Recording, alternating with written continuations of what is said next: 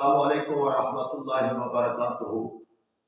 معزز سامعین و حضرات، میں آپ کے سامنے آج مسجد نبوی صلی اللہ علیہ وآلہ وسلم کی تعمیر کے بارے میں کچھ باتیں ذکر کرنے چلا ہوں۔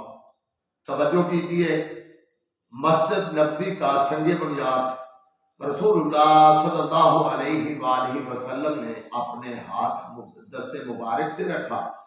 تعمیرات کے کام کی نگرانی حضرت عمار بن یاسر رضی اللہ تعالی عنہ کرتے رہے۔ جس جگہ مسجد تعمیر ہوئی ہے اسے برابر کر دیا گیا، درخت آدھے کاٹ دیے گئے کیونکہ وہاں بہت زیادہ کھجوروں کے درخت تھے، بال تھا۔ درخت آدھے کاٹ دیے گئے اور انہیں قبلہ رخ رکھ کر پتھروں سے بندش کر دی گئی، مراد کے ان کو درمیان میں رکھ کر اس کے گرد پتھر لگا کر وہ سامنے والی دیوار جو تھی وہ تعمیر کی گئی۔ اسی طرح شاید کوئی پہاڑی ندی اس طرف سے گزرتی تھی، اس طرح اس کے پیش نظر وہاں بہت بند بھی بنا دیا گیا۔ مسجد کا سین شروع میں تنگ تھا مگر اس میں فتح خیبر کے بعد اضافہ کر دیا گیا، وسیع اور کشادہ کر دیا گیا۔ اور اضافی جگہ جو تھی، یہ مسجد نبوی پہلے چونکہ تنگ تھی، اضافی جگہ حضرت عثمان غنی رضی اللہ تعالی عنہ نے خرید کر اس مسجد میں شامل کر دی۔ حضرت عثمان رضی اللہ تعالی عنہ نے یہ کیوں کی؟ نبی علیہ السلام نے فرمایا تھا کہ جس نے مسجد کی جگہ خرید کر وقف کی، اضمن لہ الجنہ، میں اسے جنت کی ضمانت دیتا ہوں۔ تو حضرت عثمان رضی اللہ تعالی عنہ نے یہ جگہ خرید کر مسجد میں شامل کی۔ پہلے سین کچا تھا، پھر اسے پکا کر دیا گیا۔ جو بارش کی وجہ سے مسلمانوں کے پاؤں کیچڑ کے ساتھ لت پت ہو جاتے تھے اور سین کو پکا کر دیا گیا، اور پھر صحن میں باریک بجری جو تھی وہ بچھا دی گئی، سین کے گرد چار دیواری بنا دی گئی۔ معلوم رہے کہ اس زمانے میں بیت اللہ کے احاطہ کے گرد کوئی دیوار نہ تھی۔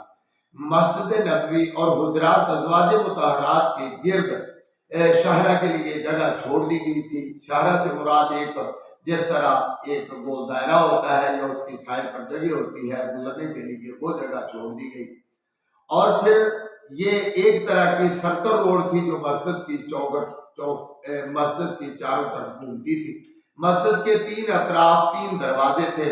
ایک دروازے کا نام باب القضاء تھا، یہ صحیح مسلم کی روایت ہے، اور دوسرے دروازے کا نام باب النساء تھا۔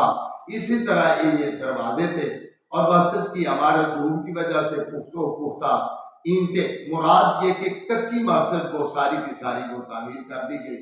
اور اس کے بعد پھر وقت گزرتا گیا اور وہ مسجد عہد رسالت کے اندر پھر 17-18 برس میں مسجد کی چھت کم از کم 3 مرتبہ اس کو بدل لیا جاتا تھا۔